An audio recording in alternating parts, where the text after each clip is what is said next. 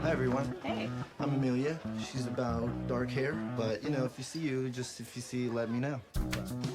I think Shane has written an incredible script. I've actually had a lot of trouble describing it. Well, I mean, the movie's a thriller. It's such a rich comedy as well. Hitler only had one ball. I think it's important to mix things up. It can be melancholy, it can be outrageous, it can be zany, it can be heartfelt, and it can certainly be violent and bizarre. The trick is to know when the stew seems to be blending and when it's discordant.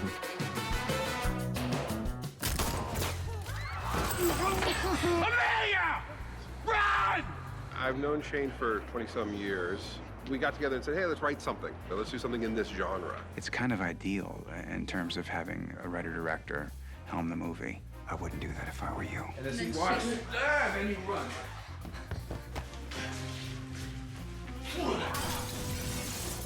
Cut. Okay, good. He really does wear both hats really efficiently. He just has such a great sense of humor, great sense of character. I mean, if brass knuckles are right on the TV, whoa, then he leaves them there. I know you're filming for EPK, don't say Joel had a good idea. That part I just said, just get rid of that. There's something about him that is just very rare. Record the joy, leave out the chaos. He's worked on every goddamn movie. I mean, the more you work with him, the more you realize. Gone with the Wind, probably. Yeah. Right? Yeah. Battleship Potemkin, I think he was the first AD on that. Right. Stay away from little girls. Okay, cut. Cut there. Let's reset. That was really good. You maybe went just a tad more towards that wall. The film is the director's medium, so you try as best as you can to get inside that guy's head.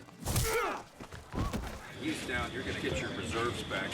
And then, oh, by the way, He should have a PhD in noir. Los Angeles, 1977. Home of smog, blackmail, and bullets. I have a real love for detective stories. You know the guy who lived here? $20, man. You can blow. Wow. In American cinema, there's two genres which are central and indigenous to this country, and they're the private eye genre and the cowboy genre. Those two are very closely intertwined, and so I think a lot of the love for the detective action picture we see today is really just the ongoing love for Westerns. You know, give me a tough guy. Give me some guy who rides into town, burns the house down, exposes all the secrets, and then walks away at the end with the house burning behind him and says, done, next case. I mean, that's what I think is fun. Tonight, we have resurrected Earth, Wind, and Fire. Give me a little bust out here. Okay, so this is the 70s we're looking at tonight. It's exciting that it's a period film. I think what's special is that it feels both old and new. You get to have the best of both worlds. Try and make me cry. Okay. Okay? You think you can do it? No problem. Jesus Christ! One at a time! It's a more interpersonal story without the technology that intrudes, back before staring at telephones. Can you hang this up? One of the great things about a detective movie is a chance to sort of echo the social realities that surround it. We went back and kind of searched the 70s for the kind of big power-moving kind of things that happened in Los Angeles at that time. There's the corruption element, there's the environmental element, where it was all about panic over oil prices, panic over pollution, all about automobiles. So all you died because of the pollution? Right. What about the gas masks? They didn't save you? There's this thing called a die-in they used to do in the 70s, where people would protest things by pretending they're dead. And at the same time, Hollywood Boulevard was sort of the cesspool of pornography. This is a big Halloween party we're shooting. Here you have Pinocchio, star of the latest Sid Shattuck opus. Howl. Ow! No, howl at the move. Good, we'll make that work. I think you don't get to see Los Angeles like that anymore. It's a complicated world that he's created. Well, she shouldn't be watching stuff like this either. Watching it? Man, I'm in it. There's nothing safe about his writing. You never know what's gonna happen. It takes its time, it takes a little slow roll. And cut. Great. Next one. I don't know how Shane balances the thrills to humor ratio. I imagine it's something like if it's too thrilling, he stops and he goes, we tell a few jokes. It turns into this rocking thing. And if it's too hilarious, you stop and you say, you know, can we blow this couch up? And he goes, goddamn right we can.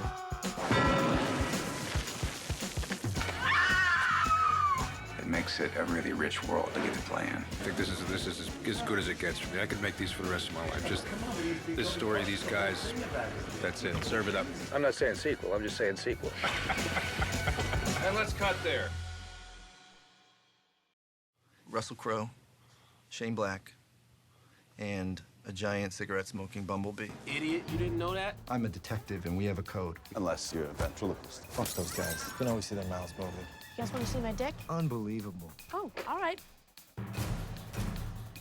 Good morning, Los Angeles. Today, yet another Stage 2 smog alert. The AQMD has cautioned residents not to stay outside or engage in unnecessary exercise before 6 p.m.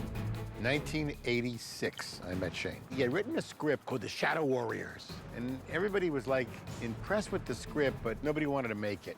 And then he had this idea for Lethal Weapon, this action movie with a lot of humor. I felt he was so talented and he was so interesting as a fellow, and we got together again in about 2002 when he wrote Kiss Kiss Bang Bang himself, and then he wrote this around the same time with Anthony Bagarossi. We wanted to do a private eye piece. I have affinity, real love for detective stories. He has just such a vast library of books. We had a love of these kind of 70s detective fiction books. What we ended up doing is consciously saying, instead of getting the influence from the 70s, let's set it in the 70s. Came up with probably 3 or 4 separate plots, separate mysteries that they're called on to solve. So I loved it, and I said, okay, I'll take it as spec script. We went around, we thought maybe it could be a TV show. We've done several versions, one for television that didn't go. And then in 2009, decided to make it into a feature-length film for Joel. Finally, after that many years, we resurrected it. We're lucky enough to land 2 powerhouse actors. Ryan and Russell said we want to be in the movie. These people do something that they get paid that money for a reason. It's not something I could do. It's not something you could do. Alchemy, magic.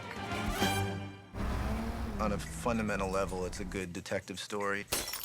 You've got one character that's got everything going for him who's just on a moral slippery slope. You have reached March investigation. Holland March. I think he's pretty proud of being a functioning alcoholic.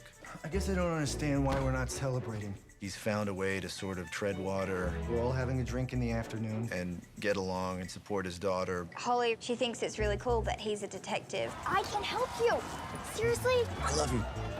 She really wants to make sure that he doesn't make a fool of himself.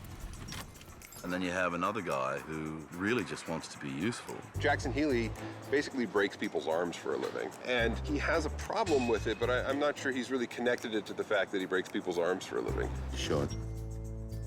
And what? But he's also the one in the midst of March's excuses and grandiosity, false thinking, you know, finger pointing, all this stuff, will step up suddenly and say, wait a minute.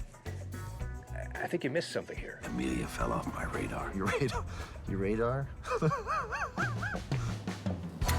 The 70s films had all these different kinds of villains that we liked. The sort of down and dirty guys who were like hired muscle. And then every once in a while, there were these complete creepy psychos. There's 3 great villains: Blueface, John Boy, and Old Guy. He's not really a thug, but he's a thug. You got like an apartment up here? I have my crony in training, and he's like the boss's son. He has to come along, and he gets a little overzealous. My character actually starts out Gold Shane, right? Because he loves gold. Once this happens, now he's Blueface. You know, the actors playing them, they're great villains. All of the side characters in this are not really side characters. You ever hear of John Boy? By now he's heard of you. I play John Boy, who's sort of a fixer assassin. He's the guy you bring in when other people can't get the job done. This is my 9mm. Got the vest for protection. I packed light today. He had these gloves. He had black gloves that he never took off, and they just really creepy. Nurse Holly. There are handcuffs behind the bar, asshole. Get them.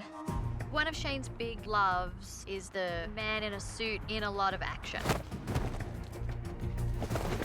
It's a kind of a juxtaposition between the romanticism and a lot of bloody violence. March! Go!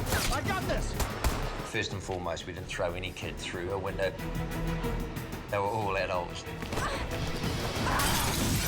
I come from an era where a lot of Shane Black's work came onto the big screen, and he's a phenomenal storyteller, and we just wanted to be a part of that, as opposed to doing gags just for gag's sake. Russell is good at physical comedy, even though I've never seen him do it. He can subvert it. You think you're gonna go right, and he takes you left. For Healy, we really wanted to get inside the fight scenes with him and really make him look strong, hearty, dominating. Ryan has a magnificent innate sense of timing. The most fun piece with the March character was actually once he was able to get hold of a racy Camaro. You know, it's all very nice jumping in the car, drifting around corners and making it look cool. However, would his character do that? And the answer is basically no. So he comes around the corner, not quite knowing what he's doing, but just is able to hold on to that last turn, only to get shot upon, lose control, hit the ditch, and go into a tree stump. He's like a schmuck 90% of the time, and then every once in a while he has these moments where everything comes into focus.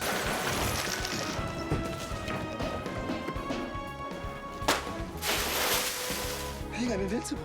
At least in the film, they're the moments that matter. Mark my words. People are stupid. The entire film, he doesn't make one good choice. We put him through so much physical duress in the film, and there's this kind of hangdog quality that comes from having to stand back up after he got walloped. They're both very good at that. Shoot. For the birds? Hallelujah.